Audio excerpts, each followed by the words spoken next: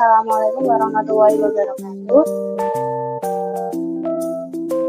Apa kamu tahu bagaimana pemerintah membangun infrastruktur negara seperti jalan, terminal, stasiun, dan lain-lain? Fasilitas-fasilitas tersebut dibangun negara dengan pajak. Pajak tersebut masuk dalam pendapatan negara. Dan pajak itu dikelola dan dikeluarkan kembali dengan membangun jalan, stasiun, terminal, dan lain-lainnya itu. Pengelolaan ini kemudian diatur dalam sebuah kebijakan fiskal.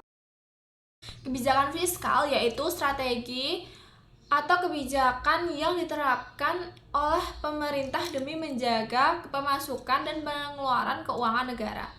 Pemasukan yang diatur utamanya melalui pajak dan pengeluaran yakni berupa anggaran yang dikeluarkan untuk menjaga program pemerintah. Kebijakan fiskal ini berkaitan erat dengan kebijakan untuk meraih tujuan ekonomi tertentu melalui instrumen perpajakan, penerimaan, utang piutang, dan belanja pemerintah. Di Indonesia, kebijakan fiskal ada pada wewenang Badan Kebijakan Fiskal atau BKF di Kementerian Keuangan Republik Indonesia. Tujuan kebijakan fiskal yang pertama meningkatkan potensi SDM dan menurunkan angka pengangguran.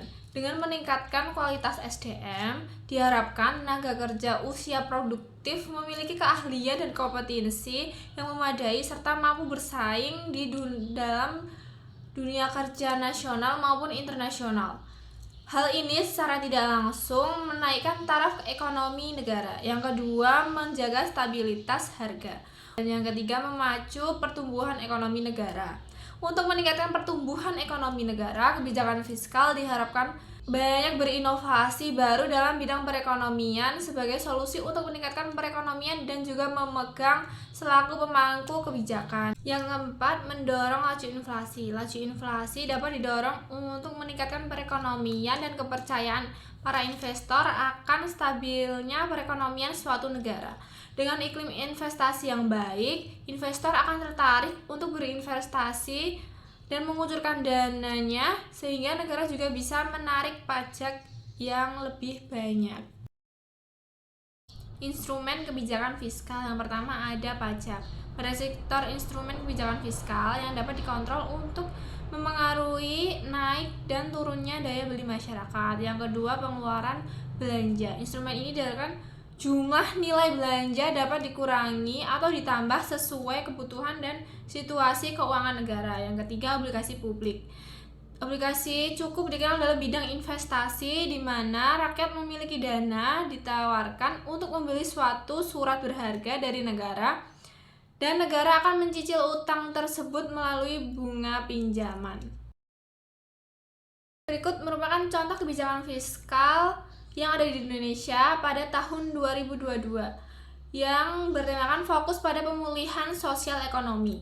Kebijakan fiskal pada 2022 berfokus pada pemulihan ekonomi sebagai penguatan fondasi untuk memperkuat stabilitas ekonomi Indonesia. Pemerintah menyiapkan 5 strategi agar kebijakan fiskal 2022 sesuai dengan perkiraan. Yang pertama yaitu melanjutkan upaya penetapan pemulihan ekonomi dengan prioritas sektor kesehatan. Yang kedua, menjaga keberlanjutan program perlindungan sosial. Yang ketiga, mendukung peningkatan produktivitas dengan perbaikan kualitas sumber daya manusia.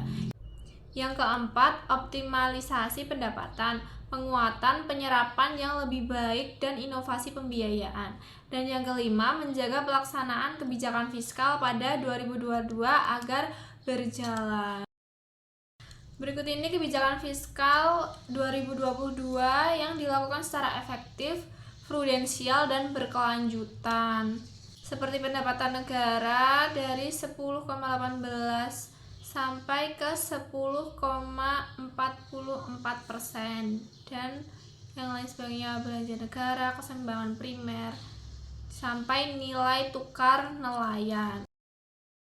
Usulan indikator ekonomi makro RAPBN 2022 yaitu pertumbuhan ekonomi dari 5,2 sampai 5,8%, yaitu lifting minyak bumi, lifting gas bumi, kemudian tingkat suku bunga, surat utang negara dalam 10 tahun, inflasi, nilai tukar rupiah, dan harga minyak mentah Indonesia. Sri Mulyani mengatakan tema kebijakan fiskal tahun 2022 ini memberikan penekanan pada penetapan pemulihan sosial ekonomi sebagai penguatan fondasi untuk mendukung pelaksanaan reformasi struktural secara optimal. Terima kasih, sekian dari saya. Wassalamualaikum warahmatullahi wabarakatuh.